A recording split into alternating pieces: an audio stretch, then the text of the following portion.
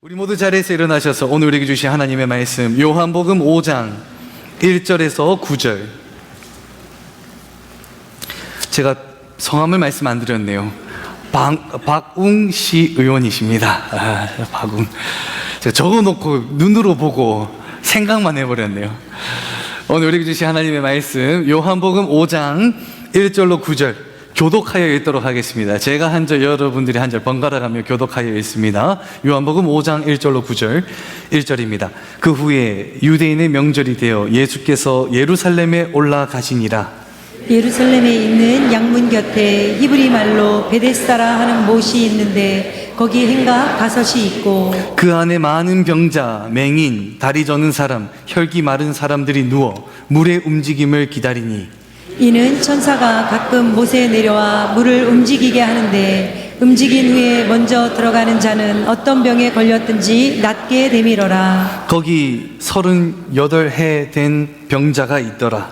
예수께서 그 누운 것을 보시고 병이 벌써 오래된 줄 아시고 이르시되 내가 낫고자 하느냐. 병자가 대답하되 주여 물이 움직일 때에 나를 못에 넣어주는 사람이 없어 내가 가는 동안에 다른 사람이 먼저 내려가나이다. 예수께서 이르시되 일어나 네 자리를 들고 걸어가라 하시니 함께 읽습니다. 그 사람이 나가서 자리를 들고 걸어가니라. 이날은 안식일이니. 아멘. 자리에 앉으시겠습니다. 드린 예물과 말씀을 위하여 기도합니다. 하나님 아버지, 이 시간 주님 앞에 빈손으로 나오지 아니하고 우리의 물질의 예물과 마음의 예물과 시간의 예물과 봉사와 헌신의 예물 모두 주님 앞에 올려드립니다. 하나님 앞에 심으오니 하나님 안에서 30배, 60배, 100배의 열매를 받아 누리는 우리 모든 권속들 되게 하여 주옵소서. 그리고 이 시간 또 하나님의 말씀 듣습니다. 우리의 눈과 귀를 열어주시사 하나님의 말씀이 우리의 말씀이 되게 하시고 그 받은 말씀을 붙들고 한 주간 살아갈 수 있는 힘과 능력과 성령의 충만함을 입는 이 시간 되게 하여 주옵소서. 예수님의 이름으로 기도드립니다. 아멘. 옛날에 이런 말이 있었습니다. 여름에 밤에 이제 선풍기를 켜고 잠들면 죽는다, 이런 말이 있었거든요. 그래가지고 여름에 선풍기 켜고 자면 큰일 난다. 그래서 산소가 부족하고 뭐 저체온증이 걸려서 큰일 난다 해가지고 저는 어릴 때 그 얘기를 듣고 여동생 불러가지고 야 앉아봐라, 선풍기 고정시키고 자면 큰일 난다 이러면서 반드시 회전시켜 놔라. 알았나 몰랐나? 그러니까 알았다 오빠야. 그러면서 그럼 이제 누워라 해가지고 항상 자기 전이면 동생한테 체크했거든. 야 회전했나 안 했나? 근데 여러분, 팩트 체크를 정확하게 보자면 사실이 아닙니다. 선풍기를 켜고 잔다고 해서 산소 부족하지도 않고요, 선풍기를 아무리 세게 틀고 자도 저체온증에 걸리지 않는데요. 네이버 검색만 해봐도 알 수 있는 잘못된 그 속설을 저는 군대 가서까지도 믿었습니다. 그래가지고 후임들한테도 맨날 선풍기 회전시켜 놓으라 그랬거든요. 죽는다고. 요즘 같은 시대는 정보의 홍수예요. 더욱이 AI가 발전되면서요, 요즘에는 사진을 찍어도요, 이게 진짜 사진인지 AI가 만든 사진인지 분별하기가 어려운 시대가 오늘날이에요. 그래서 오늘날은요, 어떤 정보가 옳고 어떤 정보가 틀렸는가를 분별해낼 수 있는 이 분별 능력이 굉장히 중요해진 시대가 오늘날이란 말이죠. 유튜브를 봐도요, 말씀이 좋아서 들었는데 알고 보니까 그 말씀 전하는 그분이 이단이고 사이비고, 또 나가서 좋다 해서 들었는데 알고 보니까 굉장히 편협적인 위험한 시각을 가진 분의 설교를 이런 듣는 경우가 많더라는 거예요. 사랑하는 남원주 침례교회 성도 여러분, 여러분들은 정말 옳고 그름을 구별할 수 있는 그 기준을 가진, 분별력을 가진 성도님들 모두 되기를 예수님의 이름으로 축원합니다. 그런데 오늘 말씀의 배경이 되는 1세기는요, 이 정보가 맞는지 틀리는지 검색해 볼 수 있는 인터넷도 없고 책도 없으니까 이런 거짓된 정보가 굉장히 많은 시대가 1세기였어요. 그 중에 하나가 뭐냐 하면 예루살렘에 있는 베데스다 연못이 그러한 소문의 근원지였어요. 그 소문이 뭐냐 하면은 이 연못에는 평소에 물이 잔잔한데 어느 날 물이 찰랑찰랑거릴 때가 있다는 거예요. 그때가 언제냐? 하늘에 있는 천사가 내려와 못에 오는 딱 그 시점이 찰랑찰랑거리는 시점이라는 거예요. 그래서 사람들이 뭐라고 믿었냐면 천사가 내려와 찰랑찰랑거릴 때 그 연못에 먼저 들어가는 사람이 병고침을 받더라라는 소문이요. 카더라 해서 예루살렘을 거쳐 유대 이스라엘 전 지역으로 퍼져나가 버린 거예요. 그래서 오늘 보면 3절에 보면요, 이 소문을 듣고 많은 사람들이 몰려 맹인, 다리 저는 사람, 혈기 마른 사람, 중풍병 걸린 사람, 뭐 오만 병 걸린 이들이 다 어디로 모였냐니까 베데스다 연못에 모여서 뭘 기다리냐니까 물이 움직이나 안 움직이나 지켜보고 있었던 거예요. 그리고 그곳에 누가 있냐면 38해 38년 동안 병을 앓고 있었던 한 병자도 거기에 있었어요. 그런데 그곳에 누가 오냐 하면 예수님이 그곳에 오시는데, 그곳을 지나가다가 예수님이 누구에게 말을 거시냐 하면 38년 된 그 병자에게 다가가십니다. 오늘 우리는 이 38년 된 병자가 가졌던 그 문제들을 우리가 찾아보면서 그 과정을 통해서 우리 안에는 그러한 문제가 없는지 스스로를 점검해보며 결단하는 시간을 갖기를 원하는데요, 6절에 보면 예수님이 병자에게 말씀하십니다. 내가 낫고자 하느냐. 38년 동안 고통받아오는 병자에게 예수님이 말씀하세요. 내가 낫고자 하느냐. 근데 7절 같이 읽어봅니다. 시작. 병자가 대답하되 주여, 물이 움직일 때 나를 못에 넣어주는 사람이 없어 내가 가는 동안에 다른 사람이 먼저 내려가나이다. 하나이다. 아멘. 첫 번째 읽어봅니다. 시작. 두려움이 본질을 가립니다. 마음에 두려움이 있으면 본질을 가려버려요. 이 예수님의 질문이 뭐냐면 내가 낫고자 하느냐가 질문이에요. 그럼 여기에 대한 대답은 네, 낫기를 원합니다. 저는 안 낫고 싶은데요. 이게 대답이란 말이죠. 근데 예수님이 내가 낫고자 하느냐 하는데 병자는 뭐라고 대답하냐면 나를 도와주는 사람이 없습니다. 자신의 하소연을 해버리죠. 예수님의 질문에 동문서답을 해버려요. 질문에 대해서 동문서답하는 사람들이 뭐냐 하면 본질을 보지 못하는 이런 사람들이 가지는 특징이란 말이죠. 이 병자는 처음에 베데스다 연못에 왔을 때는 본질을 볼 수 있었어요. 베데스다에 온 이유가 뭡니까? 내가 낫기 원해서. 그래서 연못에 물을 쫙 보면서 물결이 찰랑찰랑 거리나 보고 있었죠. 그 물결이 찰랑찰랑 거릴 때 이제 일어나서 가야겠다 하는데 누가 부르르 뛰어가 버리는 거예요. 그래서 이 병자가 먼저 들어가려 하니까 또 다른 사람 들어가 버리고, 또 한참을 기다렸다가 또 찰랑찰랑 거려서 일어나니까 또 다른 사람 들어가 버리고, 타이밍을 계속 뺏겨버리는 거예요. 그러다가 나중에는 몸이 좋지 않아 결국에는 서 있는 것도 앉아 있는 것도 힘들어서 누워 있다 보니까 더더욱 그 연못에 먼저 가는 것은 불가능해졌죠.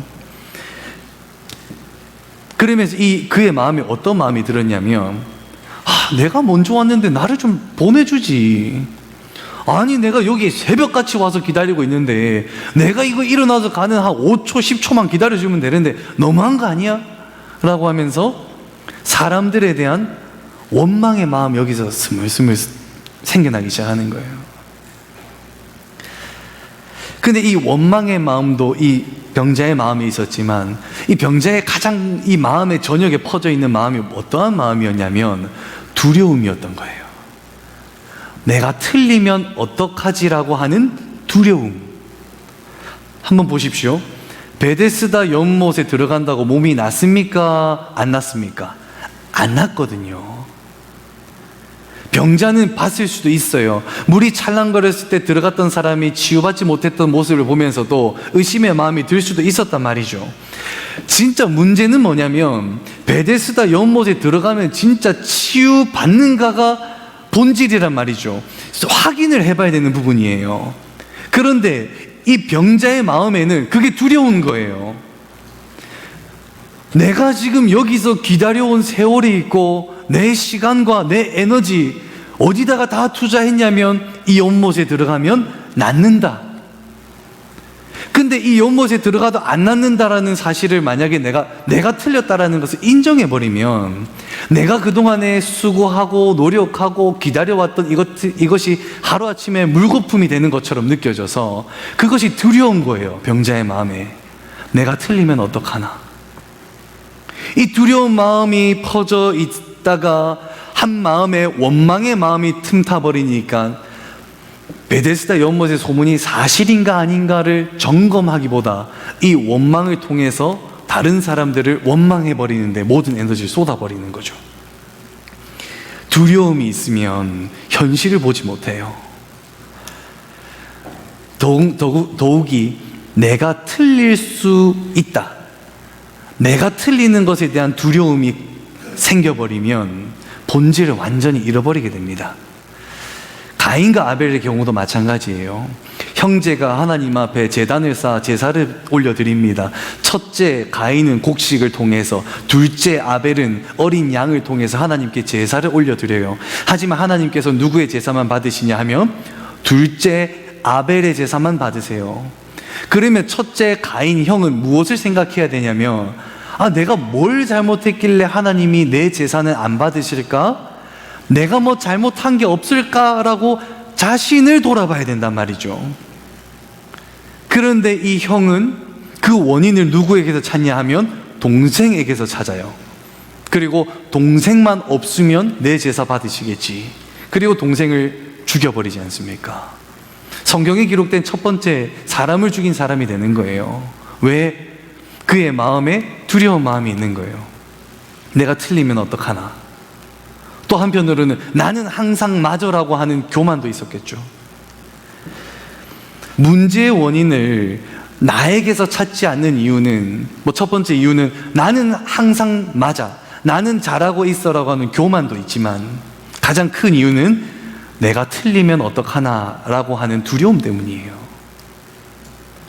요즘 넷플릭스에 화제가 되는 드라마가 있습니다. 참교육이라고요. 역시 TV를 잘 안 보시나 봐요. 저도 뉴스를 통해서 봤는데 거기 보면은 교권보호국이라고 나옵니다. 그래서 정부에서 가상 이렇게 가상의 정부기관을 만드는데, 그 정부기관이 무너진 교권을 다시 세우려고 사람들을 파송해서 선을 넘은 교사, 선을 넘은 학생, 또 선을 넘은 학부모들을 참교육하거든요. 보면요, 막 1대 10으로도 싸워서 이기고요, 선생님한테 막 막말을 하는 학생들을요, 얼마나 속 시원하게 두들겨 패든지 꿈꿔봤던 일들을 하는 거예요. 물론 폭력으로 이렇게 하는 건 안 됩니다. 그건 안 됩니다. 물론 드라마니까 그런 게 있죠. 그런데 이 참교육이라고 하는 드라마의 한 에피소드에서 나오는 한 학부모가 나오는데, 그 학부모가 우리에게 시사하는 바가 있어요. 초등학생 자녀를 둔 학부모가요, 초등학생 담임선생님이 전화를 걸어서 뭐라고 얘기하는지 아세요? 선생님, 오늘 우리 애 불러서 앞에서 발표시켰다면서요? 앞으로는 앞에 부르지 마세요. 발표시키지 마세요. 우리 애 기 죽어요. 선생님, 시험 칠 때 빨간색 빗줄을 그었더군요. 빗줄 긋지 마세요. 자존감 낮아지니까 다음엔 세모로 해주시던가 별표로 해주시던가 아니면 점을 찍으시든가 해주세요. 그리고 선생님, 우리 아이한테 하지마, 그러면 안 돼, 같은 말도 쓰지 마세요. 부정적인 단어잖아요. 우리 애 기 죽어요.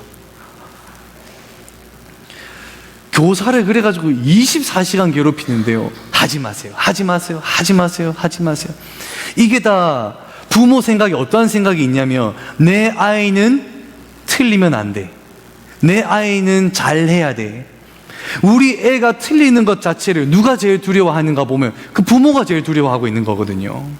그래서 요즘에는요, 운동회도 잘 못해요. 왜냐하면 우리 애 때문에 등수가 낮아지면 우리의 자존감하고 상처받으니까 운동회도 못하게 해요, 요즘에는. 왜? 우리 애 틀릴까봐, 우리 애가 잘못할까봐. 만약 잘못해서 잘못됐다면, 잘 못 자란다면 저는 지금 어마어마하게 삐뚤어져야 되거든요. 제가 국민학교 시절 때는요, 받아쓰기를 딱 시험을 치지 않습니까? 그리고 이 시험 채점 어떻게 한 줄 아세요? 짝꿍이랑 바꿔서 짝꿍이랑 바꿨거든요. 짝꿍이 그냥 빗줄을 쫙쫙쫙쫙 꺼가지고 받아쓰기 20점에서 돌려주는데요. 얘가 그냥 20점 받고 넘겨줍니까? 얼레리 꼴레리 20점 받았대. 이래가지고 반에 다 소문나고, 누가 꼴찌 했나 막 소문 다 나고 막 꼴찌 배틀을 하고. 만약에 잘못해서 무언가를 틀려서 진짜 그 아이가 잘못된다면요, 여러분 중에서 국민학교 다니신 분들 중에서 잘된 사람은 없어야 돼요. 옆 사람이 다 채점을 해줬는데요. 이게 다 왜 그러냐면 경쟁 사회 속에서 생겨난 부작용 때문에 그런 거예요. 항상 잘해야 돼. 틀리면 안 돼. 이것이 두려움이 되는 거고, 자녀가 생기면 그 두려움이 자녀에게 더 배가 돼버리는 거예요. 나는 틀려도 너는 틀리면 안 돼. 나는 항상 맞지 않아도 넌 항상 잘 맞아야 돼. 사랑하는 성도 여러분, 정말 이런 두려움에서 벗어나시기를 예수님의 이름으로 축원합니다. 38년 된 병자는 이 두려움이 마음속에 있었던 거예요. 그래서 본질을 보지도 못한 채 다른 사람들이 나를 도와주지 않아서 내 병이 낫지 않는다라고 다른 사람들만 원망하는 그런 상황, 그런 모습을 보면 우리 모습을 보는 것만 같아요. 우리가 한 어떠한 일이 잘못되었을 때 우리는 그것을 잘 인정하지 않아요. 오히려 외면하고 부정해버려요. 왜냐하면 내가 그거 인정하면은 내가 지금까지 잘해놓은 거 다 무너질까봐 두려운 거거든요. 틀리는 것에 대한 두려움을 이겨내지 못하면 38년 된 병자처럼 병상에 누워 하늘만 바라보게 됩니다. 잠언 28장 13절 같이 읽어봅니다. 시작. 자기의 죄를 숨기는 자는 형통하지 못하나 죄를 자복하고 버리는 자는 불쌍히 여김을 받으리라. 아멘. 우리가 틀릴 수 있다, 우리가 틀렸다, 우리가 잘못했다라고 하는 그 인정으로부터 우리의 잘못된 것을 돌이켜 나오는 이들에게 하나님의 긍휼이 임한다라고 이야기하고 있습니다. 사랑하는 성도 여러분, 내가 틀릴 수 있다라고 하는 열린 마음도 중요하고, 틀려도 고치면 되지라고 하는 수용적인 태도도 필요합니다. 우리 남원주 직내교회 성도님들은 틀리는 것에 대한 두려움을 이겨내고 본질을 볼 줄 아는 시야를 가진 우리 모두 되기를 예수님의 이름으로 축원합니다. 그리고 두 번째 읽어볼까요? 시작. 두려움이 의지를 깎습니다. 두려움은 본질을 보지 못하게 만들고 나아가 우리 의지마저도 꺾어버립니다. 예수님이 베데스다에 가셨을 때 1절에 보면은 읽어볼까요? 시작. 그 후에 유대인의 명절이 되어 예수께서 예루살렘에 올라가시니라. 아멘. 예수님이 예루살렘에 가셨을 때, 예루살렘은 그 당시 유대인의 명절이었단 말이죠. 온 지역에 퍼져 있던 유대인들이 명절을 맞이하여 제사를 드리려고 예루살렘으로 모였던 때가 이때였어요. 안 그래도 사람이 많은데 사람들로 정말 북적북적이도 하다 못해 정말 바글바글 모여드는 때가 이때였는데, 이 사람들이 예루살렘에 와서 하나님 앞에 제사도 드렸지만 어디도 갔냐 하면 베데스다도 갔단 말이죠. 예루살렘 온 김에 하나님 앞에 제사도 드리고, 그 베데스다 연못에 발 한번 담그면 몸이 낫는다고 하는데 나도 한번 가봐야겠다. 예루살렘 오면 꼭 가봐야 되는 핫플이라더라. 그래가지고 사람들이 제사 드리고 나면 다 베데스다 연못으로 갔단 말이죠. 베데스다 연못은 안 그래도 사람들이 많이 오는 곳인데 유대인의 명절로 인해서 사람들이 정말 바글바글한 때가 그때란 말이죠. 근데 38년 된 병자는 그 사람들이 많이 모인 그 상황에서도 무엇하고 있는가 하니까 누워 있는 거예요. 예수님이 다가와서 말을 거십니다. 그런데도 누워 있어요. 틀리는 게 무섭고 두려워서 아무것도 안 하다 보면은 결국 아무것도 안 해요. 그러다 보면 결국 그것이 의지마저도 꺾인 채 그냥 마냥 누워있게 되는 거예요. 이게 참 두려움의 무서움인 게요, 처음에는 그걸 몰라요.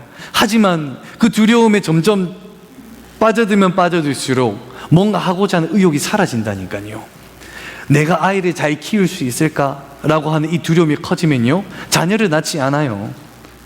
내가 차 운전 잘할 수 있을까? 그 두려움이 커지면요, 운전을 하지 않아요. 내가 실패할까봐 두려워요. 그러면 사업을 또 시작하지 않아요.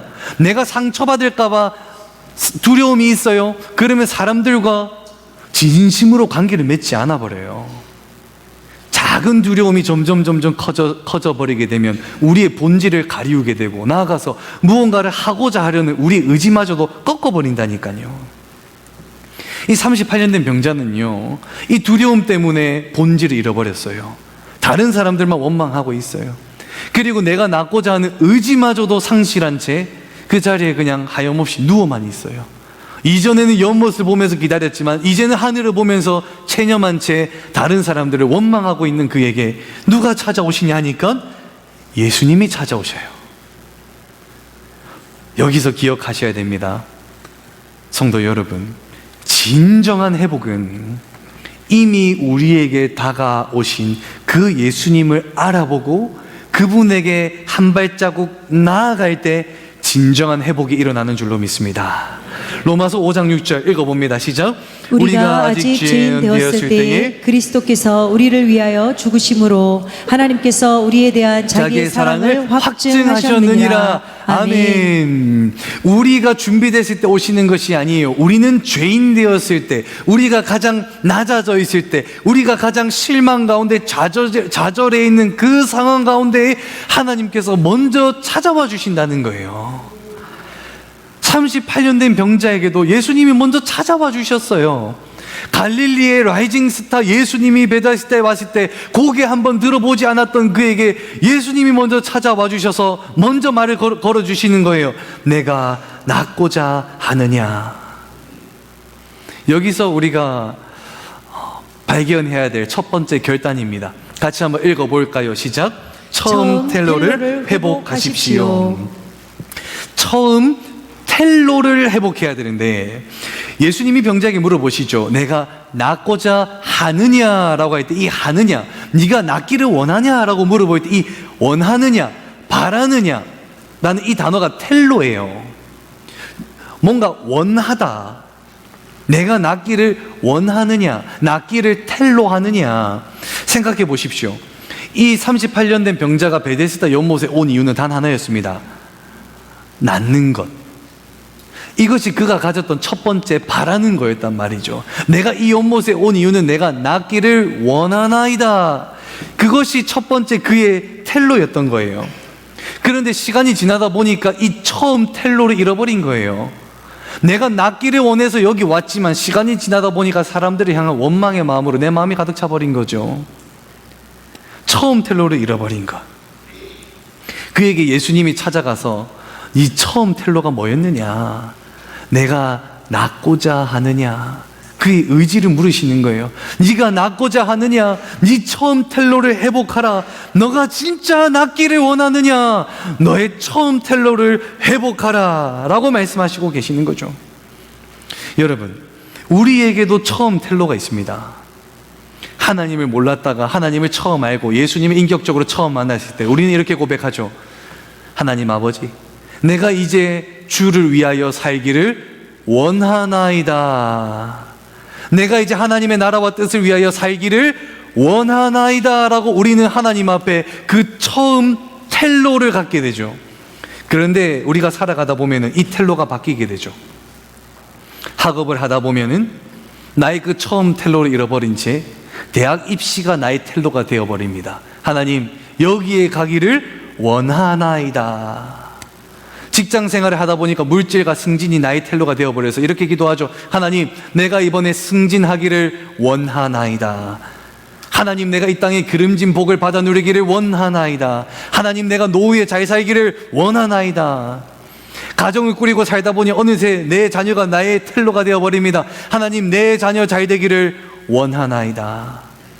한번 아프고 나니까 이제 건강이 나의 텔로가 되어버려요. 하나님, 내가 언제나 건강하기를 원하나이다. 이러한 텔로들이요, 원하나이다의 기도가 안 중요하다는 게 아니에요. 물론 중요합니다. 매 순간 기도해야 되는 기도 제목이에요. 그렇지만 이 기도 제목만 가져서는 안 된다는 거예요. 처음 텔로를 기억하라라는 거예요. 내가 주를 위하여 살기를 원하나이다.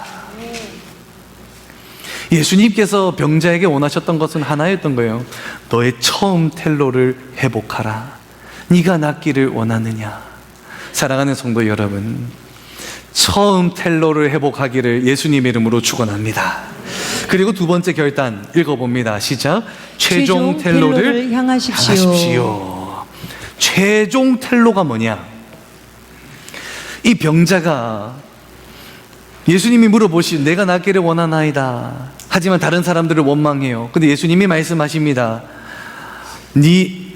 내 자리를 들고 일어나 걸어가라. 제대로 서는 것도 어려웠던 병자가 일어나서 걸어갑니다. 그런데 여기서 이 병자는 자기를 누가 고쳐준지를 알지 못하였더라라고 기록을 하고 있어요. 나음을 입었고 고침을 받았지만 누가 고쳐준지 모르는 상태였어요. 그리고 나중에 성전에서 예수님을 다시 만납니다. 예수님이 그 고침을 받은 병자에게 다가가서 이렇게 말씀하시는데요. 14절 읽어봅니다. 시작. 그 후에 예수께서 성전에서 그 사람을 만나 이르시되 보라 내가 나았으니 더 심한 것이 생기지 않게 다시는 죄를 범하지 말라 하시니 아멘. 죄를 범해서 병에 걸린 게 아니에요. 여기서 말하는 죄는 하나님을 알지 못했던 때로 돌아가지 않게 하라. 내가 너를 고쳐줬는데 너는 어찌 다른 것을 바라보느냐. 내가 너를 고쳐줬고 그 고침의 권세는 하나님이 주신 것이니 너는 이제 하나님을 모르는 과거로 돌아가지 말고 이제는 하나님만 바라보며 살거라 라고 하시며, 그가 바라봐야 될, 그 최종적으로 바라봐야 될 그 최종의 텔로를 예수님이 그에게 알려주신 거예요. 처음 텔로도 예수 그리스도, 마지막 텔로도 예수 그리스도. 그것이 우리의 삶의 텔로가 되어야 할 줄로 믿습니다. 제가 이전에 부산 영도에 있는 해양대를 다닐 때였습니다. 이 학교가 섬에 있는 학교였거든요. 사진 한 장 보여주시면, 이 섬에 학교가 있다 보니까 이 부둣가가 있고 선착장이 있었어요. 근데 그 선착장에는 그 학교에서 운영하는 큰 배가 들어왔단 말이죠. 다음 사진 보여주세요. 큰 배가 들어옵니다. 작은 배가 아니에요. 뭐 수백 톤에 되는 배가 들어오면은, 이 배가 들어오면은 선착장하고 그대로 놔두면 파도에 의해서 부딪힙니다. 그럼 배가 상처를 입겠죠. 그래서 배와 부둣가 사이에 배가 상처 입지 말라고 띄워놓는 게 있어요. 그게 뭐냐 하면은 이 고무 타이어 같은 저런 공기 튜브를 중앙에 띄워놓는단 말이죠. 그래서 배가 파도로 밀려와도 그 완충작용으로 의해서 배가 큰 데미지를 받지 않습니다. 그게 저게 둥둥둥 떠 있었단 말이죠. 계속 띄워주세요. 하루는 제가 친구랑 그 선착장 근처를 걷고 있는데 저게 딱 보이는 거예요. 가지고 제가 친구한테 야, 저기 한번 올라가 볼래? 친구가 대답합니다. 말랐고 됐다 마. 제가 대답합니다. 에이, 남자가 아니네. 친구가 뭐라 카노? 야, 누가 오래 하는 내기하자. 야, 콜 이래가지고 둘이서 다 내 가방을 딱 벗고 내기를 합니다. 그래가지고 누가 더 오래 있는가 내기다 이러면서 그래 콜 해가지고 딱 준비하고 있다가 요렇게 해야 되겠네요. 요렇게 하고 있다가 저 타이어로 두 명이 하나씩 점프하자 해가지고 하나 둘 셋 해서 점프를 딱 했단 말이죠. 근데 여러분, 작용 반작용과 관성의 법칙에 의해서 저게 지금 어디에 떠 있습니까? 물 위에 떠 있죠.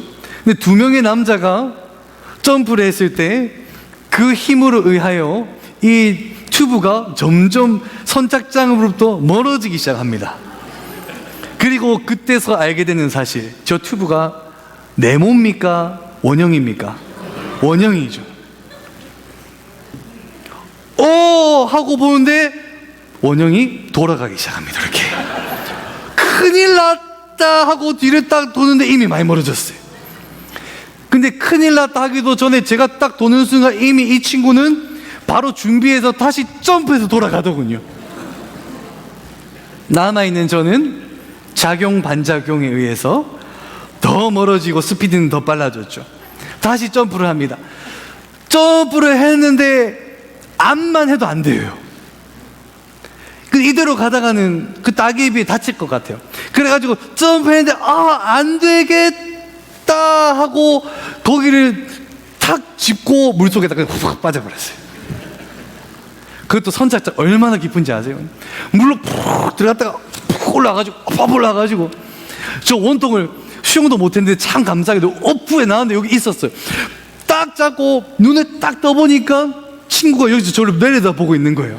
그래서 제가 뭐라 했는지 압니까? 지금부터 손을 쫙 뻗으면서 야 도와줘 이랬거든요. 야 도와줘. 근데요 20대 남자들은요 이 자존심과 가오가 있어가지고 친구한테 절대 도와달라 얘기 안 합니다. 딜을 하거든요. 내가 뭐 좀 도와주면 내가 이거 해줄게 이렇게 딜을 한단 말이죠. 그런데 물에 빠지면요 생각 안 나요. 그거 자존심 가오요. 생각 안 나요. 내가 죽게 생겼는데. 그래서 딱 잡고 뭐라 합니까? 야 나 좀 도와줘. 그래가지고 살림은 받았는데요 휴대폰 잊어버리고 지갑 잊어버리고 뭐 다 잊어버리고 그냥 물에 빠진 쥐마냥 집에 돌아갔던. 물에 빠져보면요 아무 생각 안 나요. 도와줘 밖에 안 나거든요. 그리고 물에서 딱 나왔을 때 나에게 도움을 줄 수 있는 정확한 그 사람에게 향하여 손을 뻗습니다. 도와줘. 38년 된 병자는요 자기 평생에 걸쳐서 수많은 이들에게 손을 뻗었어요. 나 좀 도와줘. 나 좀 도와줘. 나 좀 도와줘. 다 외면해버리고 말았죠. 도와주려 해도 제대로 된 도움의 손길을 줄 수 있는 사람은 없었죠. 그러나 사람들에게 손을 뻗었던 그에게 누가 다가오십니까? 예수님이 다가오시죠. 그리고 예수님이 먼저 손을 뻗어주시죠. 내 손을 잡아라. 그제서야 예수님의 손을 잡으니 그가 비로소 나음을 입게 되었던 것입니다. 세상은 우리가 간절히 손을 뻗어도 그 줄은 결국 동아줄밖에 되지 않습니다. 그러나 예수님은 우리에게 먼저 와주셔서 손을 먼저 뻗으시면서 내 손을 잡으라 라고 말씀하십니다. 우리의 처음 텔로이자 최종 텔로가 되시는 분, 내 평생에 원해야 될 한 분은 예수 그리스도 한 분인 줄로 믿습니다. 무엇을 두려워하고 계십니까? 무엇을 틀릴까봐 염려하고 계십니까? 우리의 손이 잘못된 곳을 향해 있기 때문입니다. 우리에게 이미 다가와 주신 그 예수님의 손을 붙잡으며 그분을 우리의 삶의 알파와 오메가, 처음과 마지막 되는 텔로로 여기며 그분과 함께 동행하며 살아가는 우리 모두 되기를 예수님의 이름으로 축원합니다. 그리고 그 예수님이 오늘 우리에게 물으십니다. 우리가 예배하는 이 시간에 임재하셔서 물어보시는 거예요. 내가 낫고자 하느냐? 내가 낫고자 하느냐? 내 손을 잡아라. 그리고 일어나 함께 가자. 우리 오늘 시리즈의 말씀 누가복음 19장 10절 우리 모두 자리에서 일어나셔서 함께 합독하여 읽고 말씀을 마무리하도록 하겠습니다. 누가복음 19장 10절 함께 읽습니다. 시작. 인자가 온 것은 잃어버린 자를 찾아 구원하려 함이니라. 아멘. 기도드리겠습니다. 살아계신 하나님 아버지, 이 시간 우리의 모든 두려움을 주님 앞에 내려놓습니다. 그리고 우리에게 먼저 다가와 주신 예수님의 손을 붙잡는 우리 모두들 되게 하여 주옵소서.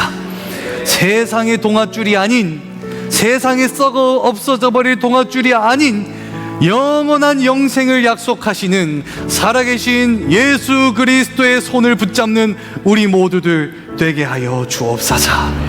하나님께서 이 시간 우리에게 이미 뻗어주신 그 손을 우리가 깨닫고 붙잡는 우리 모두 되게 하여 주실 것을 믿으며 살아계신 예수님의 이름으로 기도드립니다. 아멘. 우리 함께 찬양합니다. 예수 나의 좋은 치료자.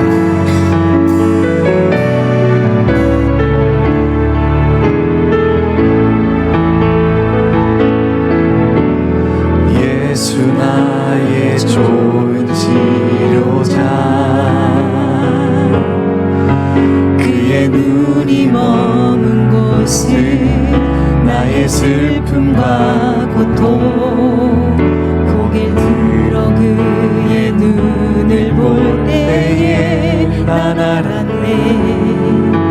예수 나의 치료자, 예수 나의 좋은 치료자, 예수 나의 좋은 치료자. 그의 손길이 닿는 곳은 나의 상처와 아픔 영원히 흐를 것 같았던 눈물 다 멎었네. 예수 나의 치료자.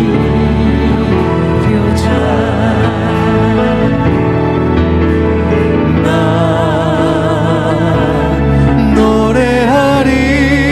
노래하리라 전한 나를 돌아보신 구세주를 찬양해.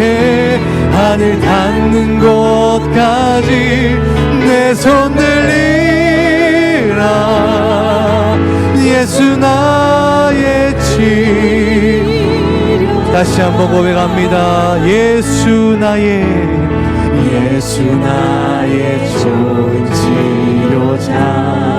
아멘 아멘. 그의 손길이 머문 곳은 나의 슬픔과 고통 고개 들어 그의 눈을 볼 때에 난 알았네. 예수 나의 치료자. 예수 나의 좋은 치료자. 아멘 아멘. 그의 손길이 닿는 곳은 나의 상처와 아픔 영원히 흐를 것 같았던 눈물 다 멎었네. 예수 나의 치료자. 나 노래하리라. 나 노래하리라 전한 나를 돌아보신 구세주를 찬양해. 하늘 닿는 곳까지 내 손 들리라. 예수 나의 치료자. 노래하리라. 아멘. 노래하리라 전한 나를 돌아보신 구세주를 찬양해. 하늘 닿는 곳까지 내 손 들리라. 예수 나의 치료자. 나 노래하리라. 나 노래하리라 전한 나를 돌아보신 구세주를 찬양해. 하늘 닿는 곳까지 내 손 들리라. 예수 나의 치료자.